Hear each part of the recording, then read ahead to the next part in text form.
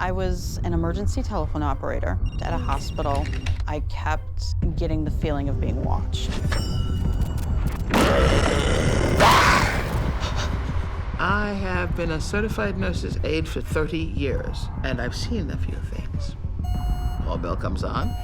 I went to check in on the patient. No! There was a spirit there that was doing his best to end her life. A lot of the residents complained that they felt afraid. I believe that there was something worth being afraid of. That was not going to be the last that I'd seen of them. I was scared out of my mind.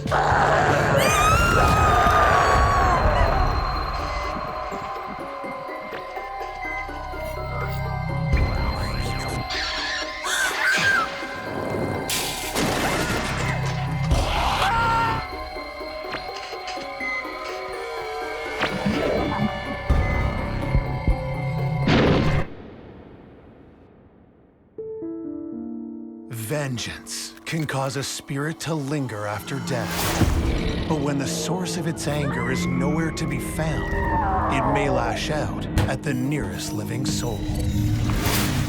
Vengeful ghosts are signs of intelligent entities.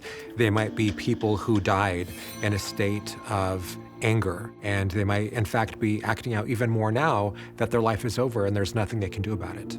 They enjoy creating and sharing these kinds of energies that are very off-putting to a lot of people. Their entire existence is caught up in these vengeful emotions and thoughts.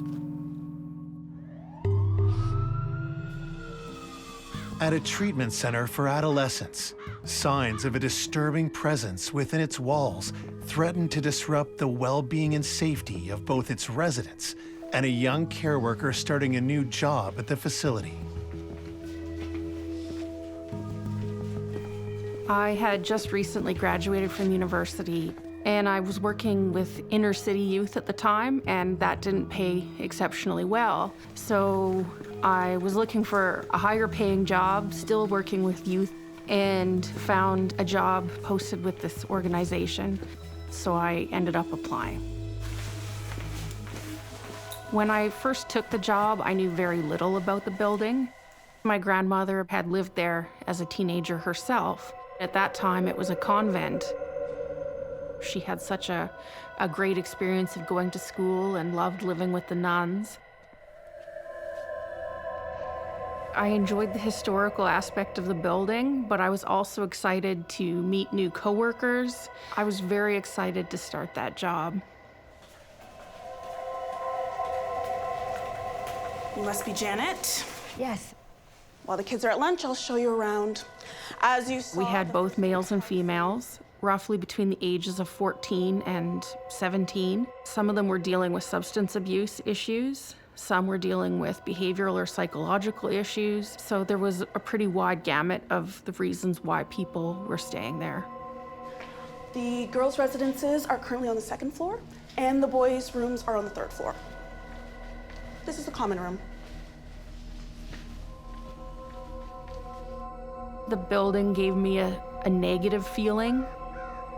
It was very institutional inside. It had a very cold feeling. This is where the kids hang out and play their games. I liked working with youth. I found it to be meaningful and a lot of fun. I'm used to teens. I was one myself not too long ago. I was qualified, at least on paper. I had done a degree in education. Well, then you know they can be high-strung and say the most dramatic things. It's best not to encourage that. Don't you agree? Feel free to wander around. I had hoped that we could make a positive outcome for the youth we were working with.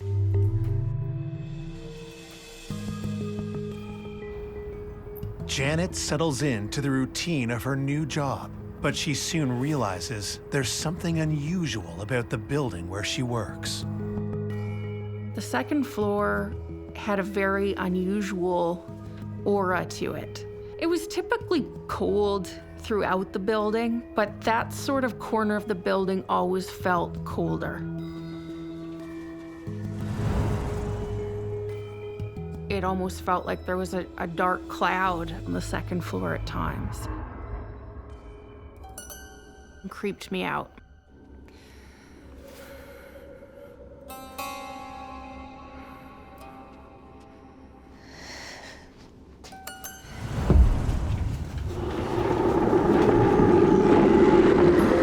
A lot of aggressive spirits are able to turn those powerful thoughts and emotions into physical sensations, which is a way of that spirit showing their power over the physical world. These really aggressive spirits, these really vengeful spirits, are associated with darker, lower vibrational energies. Barely older than the residence herself, Janet settles in to a challenging job. There was times that the building had a really positive energy. The second floor had a games room, so sometimes we would be playing ping pong or foosball. If you were working on an evening shift, it could range from a fun evening of hanging out with teenage kids to all-out chaos where staff or residents were being assaulted. It was difficult sometimes to come to terms with what was happening and what some of our residents had been through.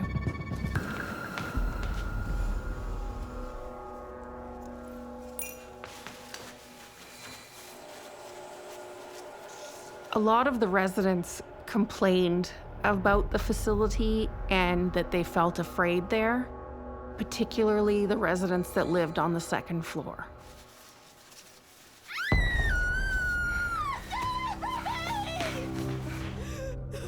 There was one resident who complained frequently about things she saw and heard. Alice, did you fall? The little girl laughing. She used to frequently claim that she had heard a little girl laughing in the hallways at night. And then the man just kept touching my hair, touching my hair. And she woke up in the middle of the night to find someone was sitting on her bed and stroking her hair.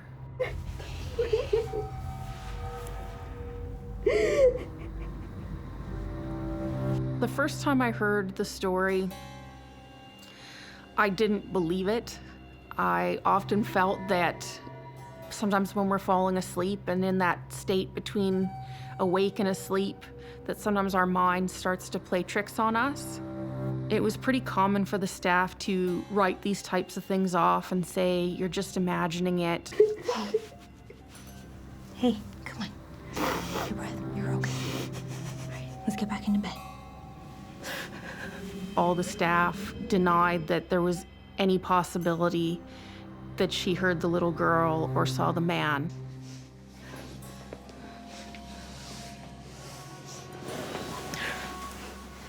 It's getting really late. I need you to try and get some sleep.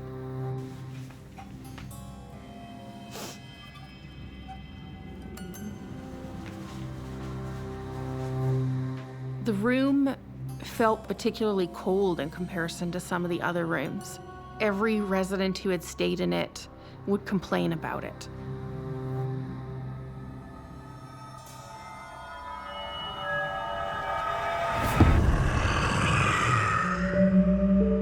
We have a situation where there are a number of people experiencing things, and yet you have people in authority not doing anything about it, not listening to them, telling others not to listen to them. So you create an environment where this entity is able to do what it wants, and it might just revel in that state of being able to cause disempowerment and fear. It had been a night where we had had a lot of escalations and a lot of incidents of angry residents, assaults, and I wanted to call one of my regular shift partners to complain to her. So I volunteered to do the sharps count that night. I'm gonna go do sharps. Every shift, we had to count every sharp item that was in the building. all cutlery, knives, silverware.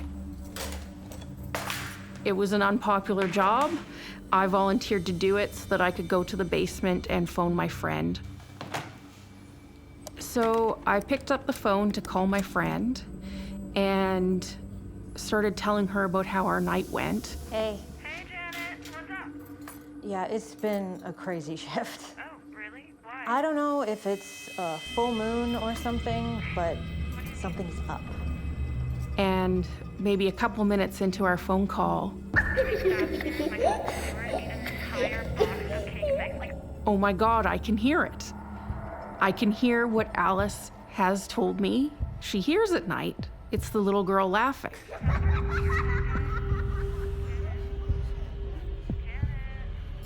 I couldn't believe what I was hearing.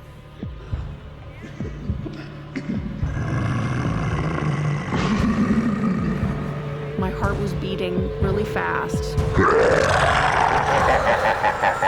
I was terrified.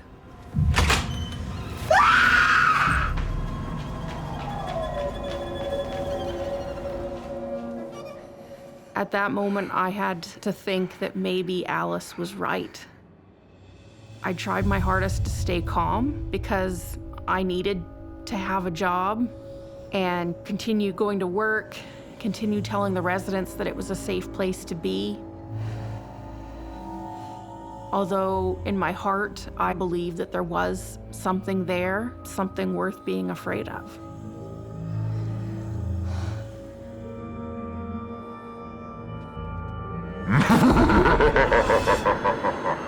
Janet stays focused on her work, and the end of the year quickly arrives, and many of the teen residents head home for the holidays.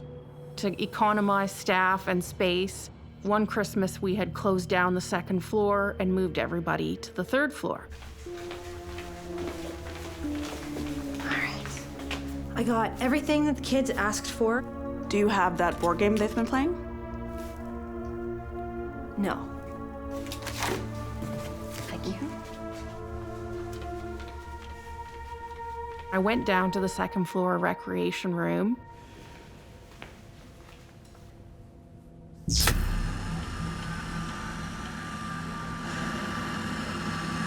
As soon as I stepped into the room, I stopped cold. The TV was on in the room, even though nobody had been staying on that floor for a number of days. There was something very ominous about it. It was kind of a feeling like when you enter into a room and someone in the room has been arguing before you came in.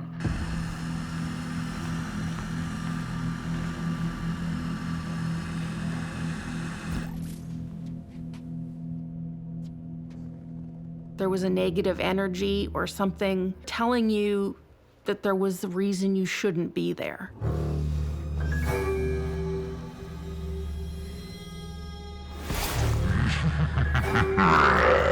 I looked to my right. I looked to my left. And there was nothing there. I did what I needed to do as quickly as possible and left.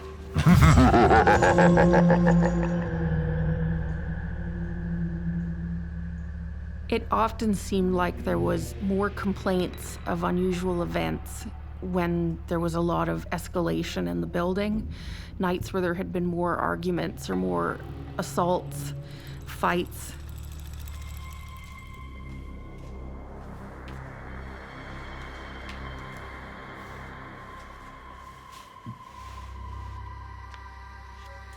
Hi, Kelly.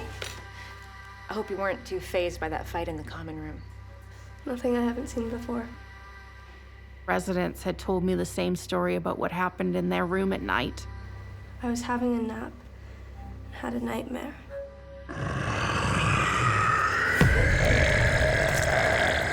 And then he was touching my hair.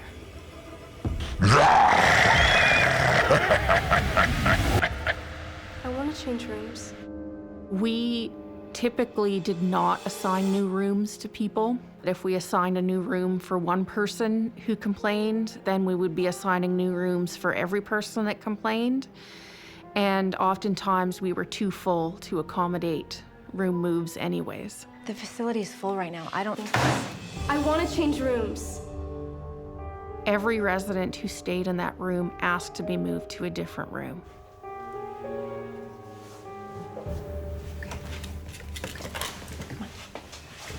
I'm gonna do everything I can, okay? For a spirit to attach to us, there has to be some energetic signal we're giving off. Whether our life force is very strong and vibrant, or maybe if we're stuck in a state of sorrow or despair, it's what we put out is what comes back to us. So if we're putting out a lot of fear, we might attract a spirit that delights in causing fear. None of these girls had ever met each other. Eventually, I started to believe them.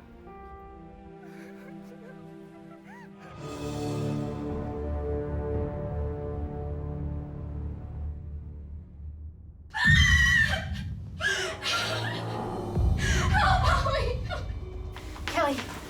Hey, what happened? It happened again. Hey, what's going on? I mashed my head. Come. We have a room down the hall that's empty. Could you collect your things?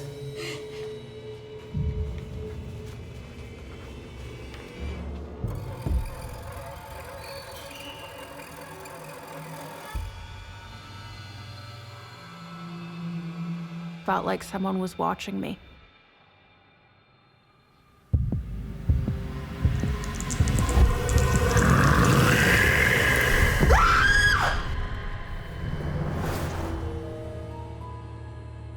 On some level, it's tempting for me to think that it could have been the spirit of a nun trying to comfort the residents, as I know the second floor was previously where nuns had resided.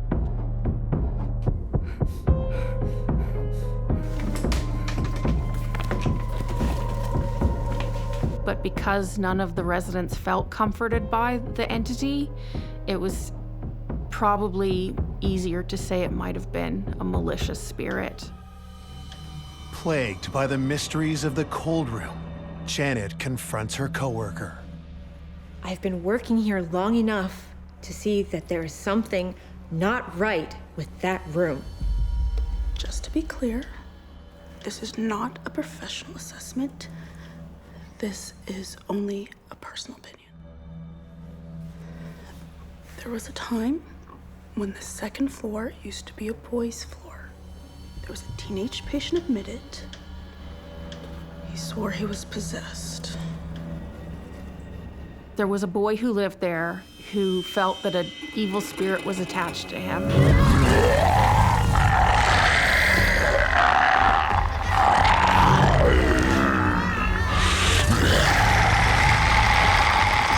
And he asked his therapist to arrange to have something akin to an exorcism performed to detach the evil spirit.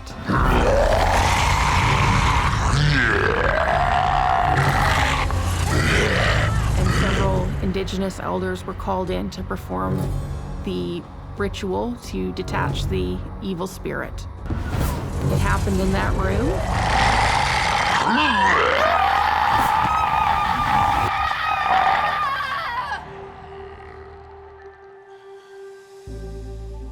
And apparently, afterward, he felt as though the spirit was no longer with him. There's an indigenous practice of separation where you remove the spirit from the physical. And a lot of times when that spirit is removed from the body, it will then seek a new place to inhabit. So it's entirely possible that this attachment remained in that cold room. The patient made a full recovery. And what happened to the thing that was separated from it?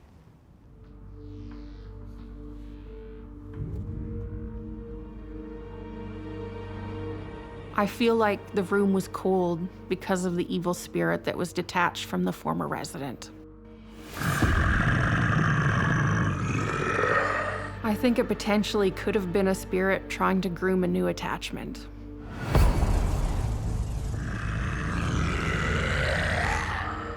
That building gave me nightmares.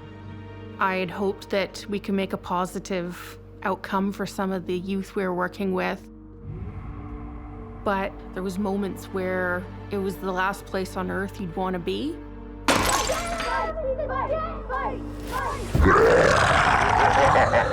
I did talk to my grandmother about the experience of working there. There was such a disconnect between her feelings about the building.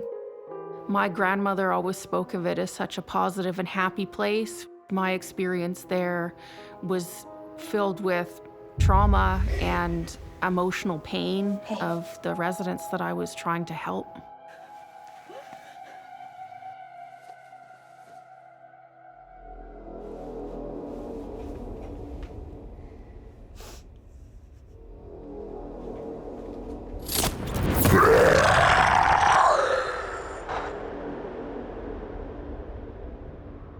On some level, I think I was burnt out. After that, I transferred to a different program. It's really best to just remove yourself from that equation because you don't know what you're dealing with and you don't know the power of that vengeful ghost. It's the only place I've worked that I feel that I left a part of myself there.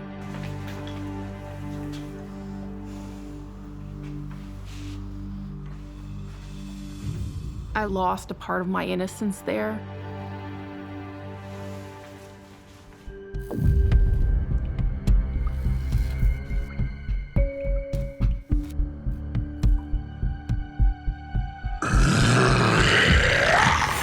A vengeful ghost is a deeply unsettled soul.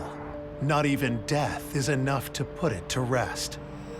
A young nurse's aide will soon discover that eternal peace can be delayed when a spirit is not ready to let go of life or a lifelong grievance.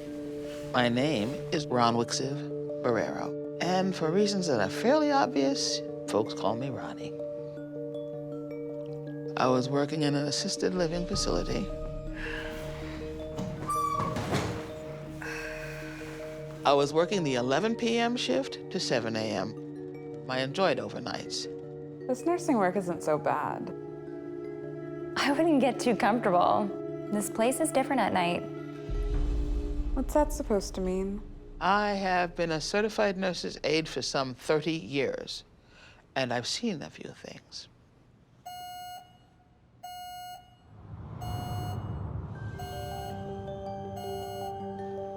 See? Told ya. Shouldn't we check on the patient? Oh, no. That's just Wanda. She's always ringing her call bell. She was known for just pressing her call button. One of the aides were like, she doesn't need anything, and I'm like, I'm sorry. I'm not wild about going down there to check, but I have to.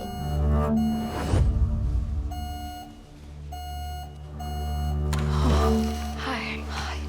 Would you please open that window? I'm sorry. I was told not to open any of the windows. I'll make the place too drafty. Most facilities these days will not allow a window to be opened. But I feel like I can't breathe in here. Why don't we try leaving the door open for now? Okay. A call bell comes on, you have to answer. Things happen in a nursing home late at night.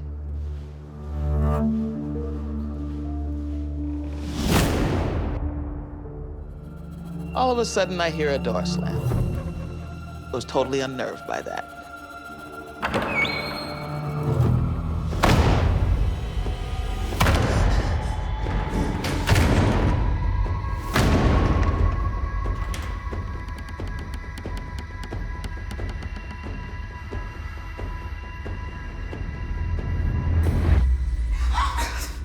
Let's not wake everyone up, okay? Did you see that? See what? The door was slamming on its own. My coworker seemed nonplussed. No, that happens quite a bit. No big. Go finish your break. We've got a long night.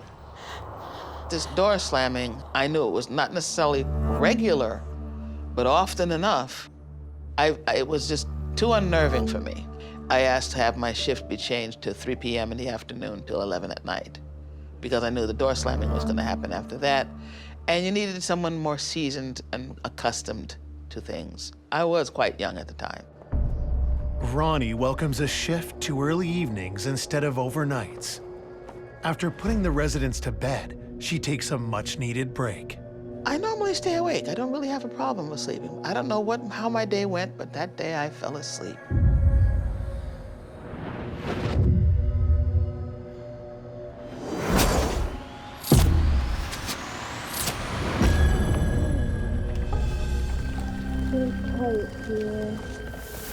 I felt a pair of very cold hands touching my face.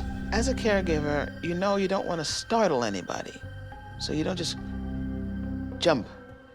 You have to look up and see who it is that's addressing you, whatever's going on. I opened my eyes. And there's nothing there.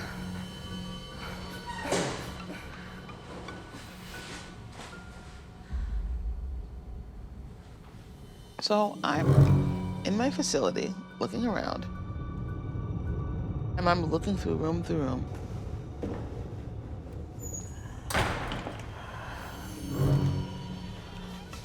Ronnie, is everything okay? There's a patient wandering. I said, the sweetest little old lady, she's got the coldest hands, sweetest little old lady, just touched my face. You must have met Dolores. We need to put her back in her room. Dolores is dead. She used to be a patient here. Dolores is dead. I was like, excuse me? She must really like you. So everybody knew her. And I was a newbie, and they thought it was funny. They're just giggling, and, she must really like you. She touched you. Everybody knew the spirit was there. She was welcome. It took me a while to make the adjustment, but it was fine. I was fine after that, because I just figured this was a spirit that wasn't quite ready to go yet. She just was still happy to be around people, and people were still happy to be around her.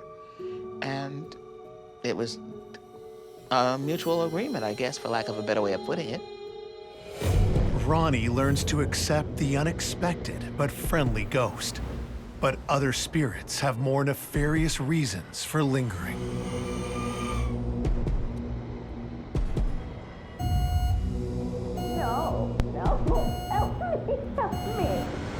Call bell comes on. I went to check in on the patient.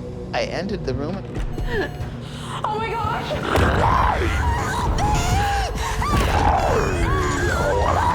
I saw something hovering over a resident. She looked like she was choking. And it looked like someone was grabbing onto her neck. I can see what might be a head, and I could tell that it was turning in my direction, like to look at me. Open the window! She just looked at me with such terror, and she kept saying, "Open the window! Open the window!" Open the window! Got to the window. I could barely open it, but it was enough. I felt a cold wind, but it wasn't coming from the window. It was coming from behind me, where the lady was laying down.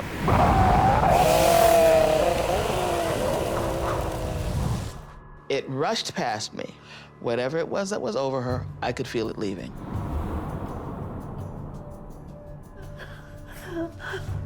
Thank you.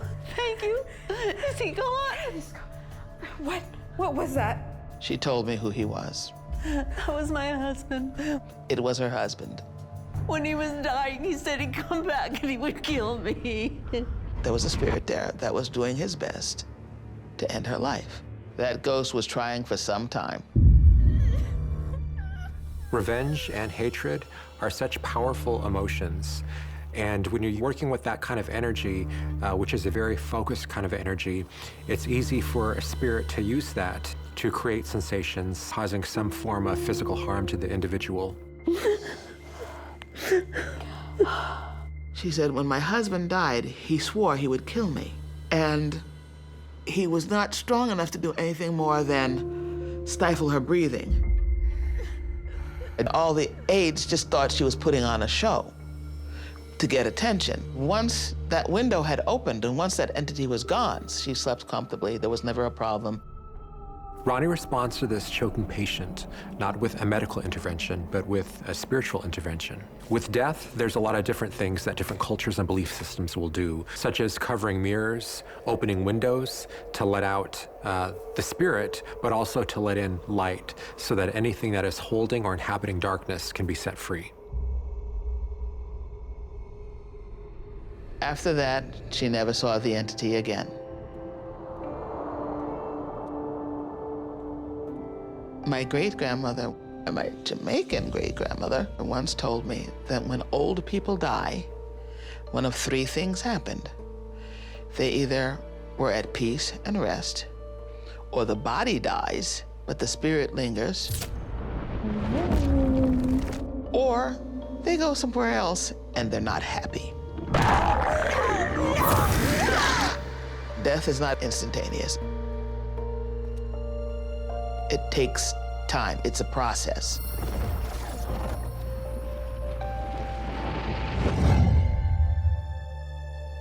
It does not happen quickly.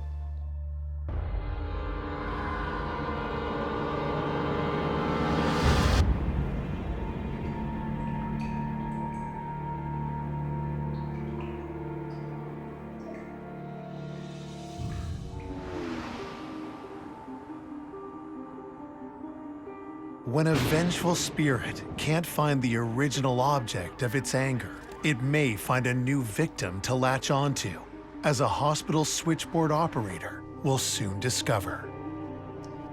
Thanks. I was an emergency telephone operator working third shift at a hospital in Ohio. Some weather out there, huh? Oh, I know. Have a good one. You too.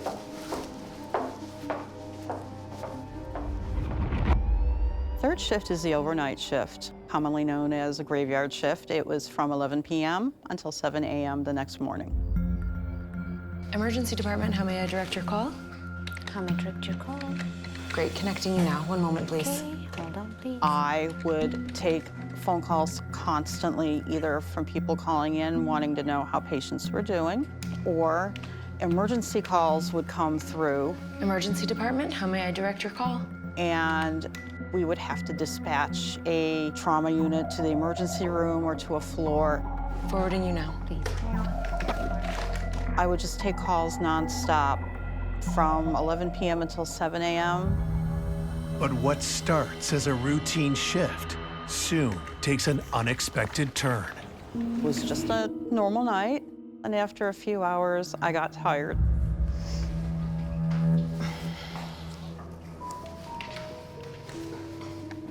I told the other operator I need to go for a walk. I'm gonna stretch my legs and get something from the cafeteria. You want anything? No, thanks, I'm good. Emergency department. So I exited our little office and I went for a walk. The way the hospital is shaped, it was like walking around a square. And I walked down the one hall, made a right,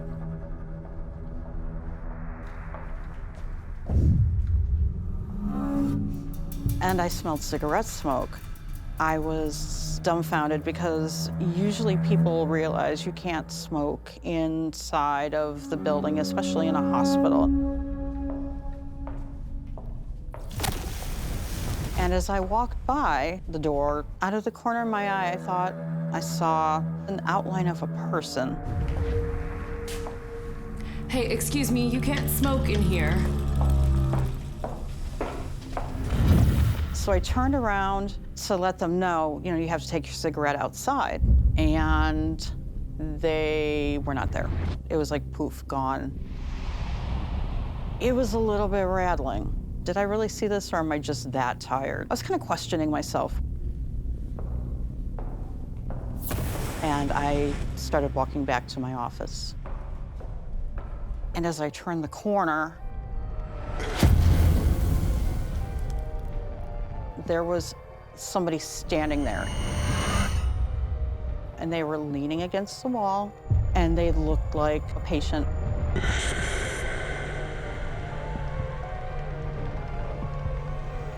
As I looked to see who this person was, I knew that it was not anybody that was a patient there. His neck was cricked, but the worst part is that he had no eyes. There was just 2 huge black circles. And when I realized this is not a living person, the adrenaline just like rushed through my arms and down my legs. And I'm like, I've got to get out of here.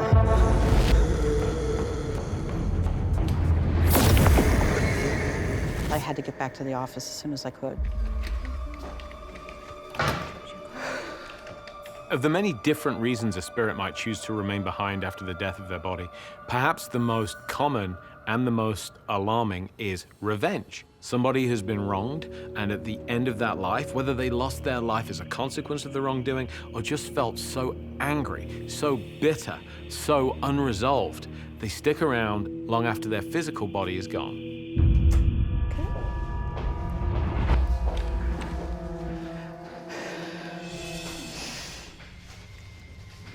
I was thinking, what did I just see? And I started feeling shaky. Maria, you look like you saw a ghost. My coworker looked at me and she said, you look like you just saw a ghost. No, yeah, it's nothing. I'm fine. Thank you. You know, I tried to brush it off. It seemed like it was an unspoken thing that people would see spirits at work, but then nobody wanted to talk about it. As the hours pass deeper into the night, Maria settles back into her routine. Okay, we'll cover for you. Security is going on break. Usually we did our security walkabouts when security took their break. Your turn to do the rounds. You okay? I can go if you want. No, I'll go. Be right back.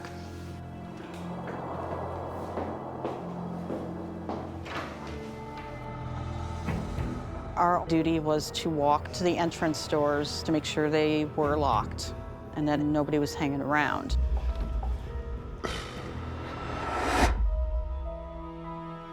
And I looked over and I saw what looked like a figure, and I smelled cigarette smoke. I got the chills. I felt like I was just freezing from the inside out.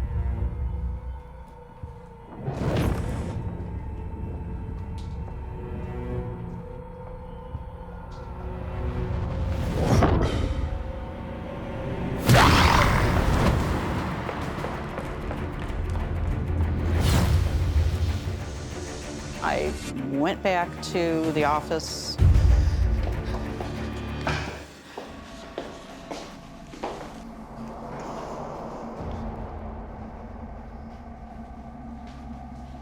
Is everything okay? Mm-hmm.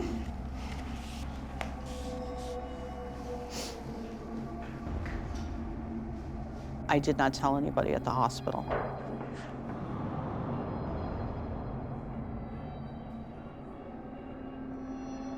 I just wanted to get out of that hospital as fast as I could and get home. There are several reasons why a spirit or an entity may be earthbound. Many mediums have said that we don't become angelic in nature as soon as we die. Just as there are aggressive, violent individuals in life, so too there are in death. The following night, Maria heads back to the hospital. I'm thinking, just let this be a calm night. I don't want to get scared. I don't want to be frightened in any way whatsoever. But as I walked in to the hospital, I smelled cigarette smoke. I had a fear that every corner I turned, he was going to be there.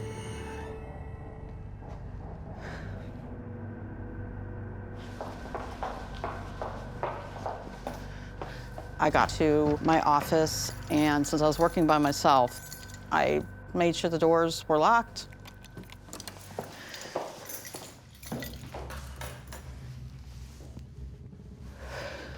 I sat down at my console and started taking calls again. Emergency department, how may I direct your call? I kept getting the feeling of being watched.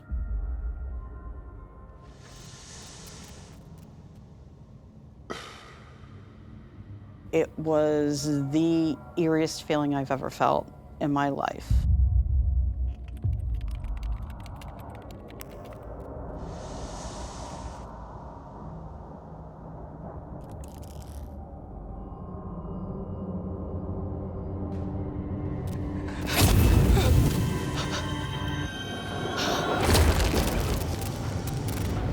And there he was, peering through the glass.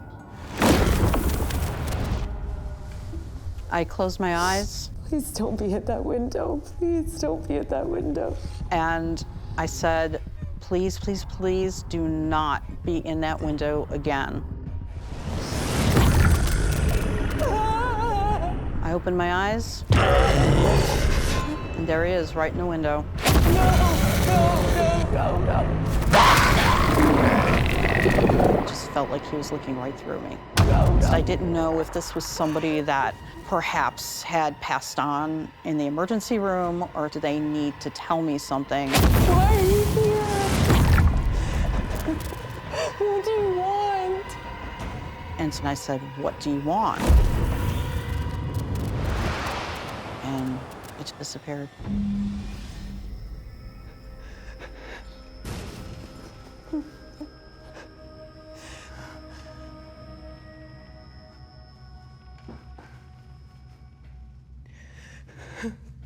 I had a feeling that was not going to be the last that I'd seen of them.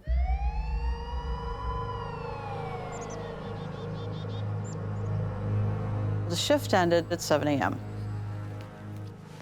Hi, Maria. How was your shift? I have to go. Okay, see you tomorrow.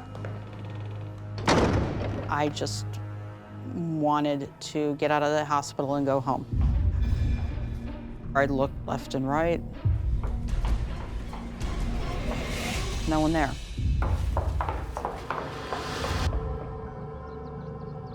I got home about 8 a.m.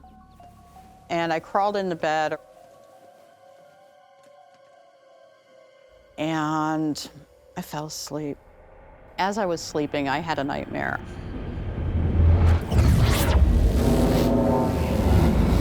This spirit was chasing me down the hospital hall.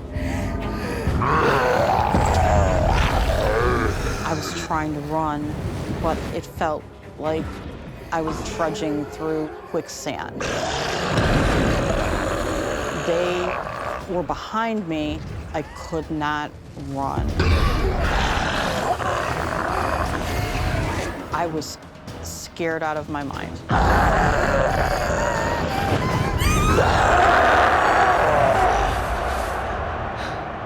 I woke up literally, just sat straight up in my bed. My heart was thudding. It felt like it was pounding out of my chest. I was just terrified. I smelled cigarette smoke.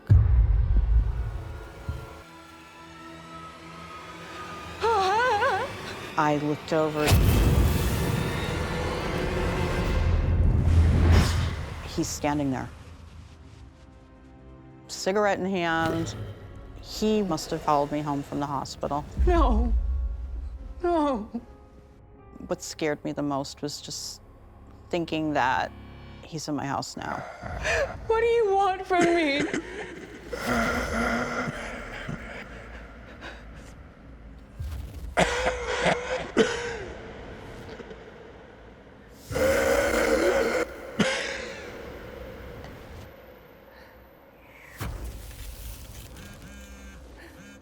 I turned my eyes away for a second and looked back. And he was gone.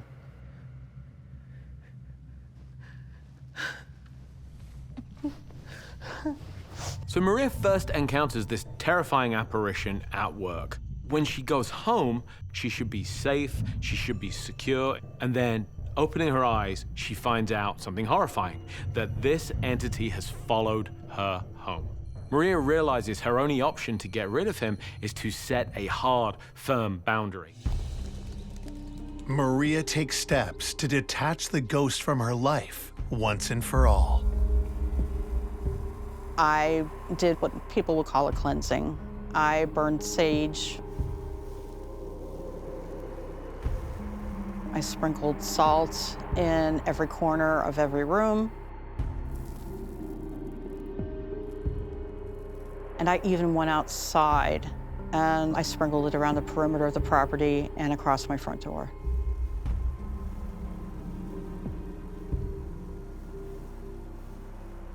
I haven't seen them since.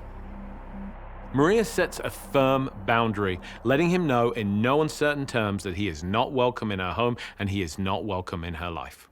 But then we're forced to wonder, did he latch on to somebody else at the hospital and follow them home?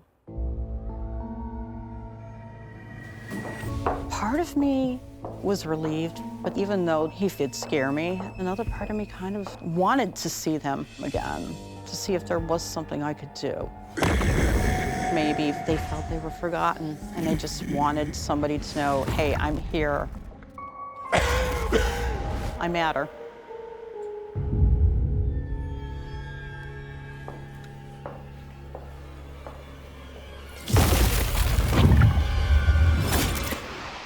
Driven by a grudge that won't die, a vengeful spirit aims to punish those who wronged it.